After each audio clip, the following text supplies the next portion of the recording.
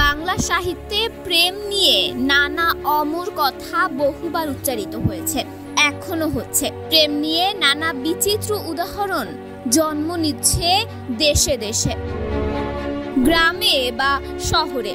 যেমন ইসরায়েলের এক ইহুদি তরুণীর প্রেমে পড়েছিলেন ফিলিস্তিনের জাতীয় কবি এবং শব্দযোদ্ধা মোহাম্মদ ডারবিশ।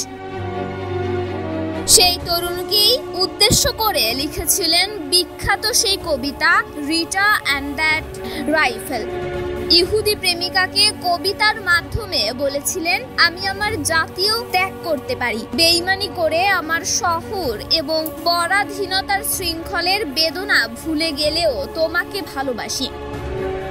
বহু বছর পর কবি আবারও যেন ফিরে এলেন হামাস যোদ্ধা রূপে। আবারও হলো এক প্রেমের উপাখ্যানের পুনরাবৃত্তি।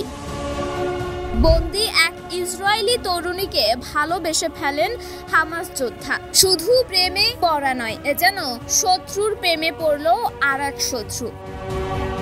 প্রেম হয়তো এমনই, যা কোনো বাধাই মানে না। 18 বছর বয়সী এই তরুণী 50 দিন বন্দী ছিলেন হামাসের গোপন আস্তানায়। আর এই সময়ই তরুণীর প্রেমে মগ্ন হয়েছিলেন হামাস সহযোদ্ধা। শুধু প্রেমে পড়েছিলেন তা নয়, বিয়ের প্রস্তাবও দিয়েছিলেন এই তরুণীকে। এই তরুণীর নাম নোগা ওয়েস। বন্দি দশার অভিজ্ঞতা বলতে গিয়ে তিনি জানিয়েছেন, হামাসের এক যোদ্ধা তাকে বিয়ে করতে চেয়েছিলেন। সাক্ষাৎকারে এমনটাই জানিয়েছিলেন এই তরুণী। তিনি আরো বলেন, বন্দিত্বের 14তম দিন হামাস যোদ্ধা তাকে একটি বিয়ের আংটি দেন। মুক্তির আগ পর্যন্ত তার সঙ্গেই থাকতেন তিনি। নোগাকে সেই হামাস যোদ্ধা বলতেন, সবাইকে মুক্তি দেয়া হবে, কিন্তু নোগা তার সঙ্গেই থাকবেন এবং তার সন্তানদের লালন পালন করবেন। নোগা ও তার মাকে আলাদা জায়গায় রাখা হয়েছিল।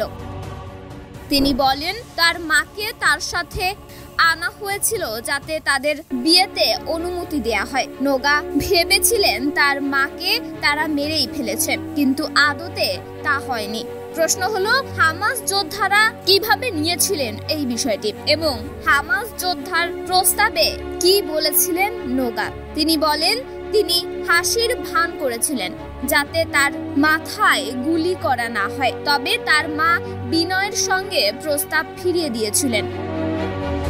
গত বছরের 25 নভেম্বর মা মেয়ে দুজন একসঙ্গে মুক্ত হয়েছিলেন।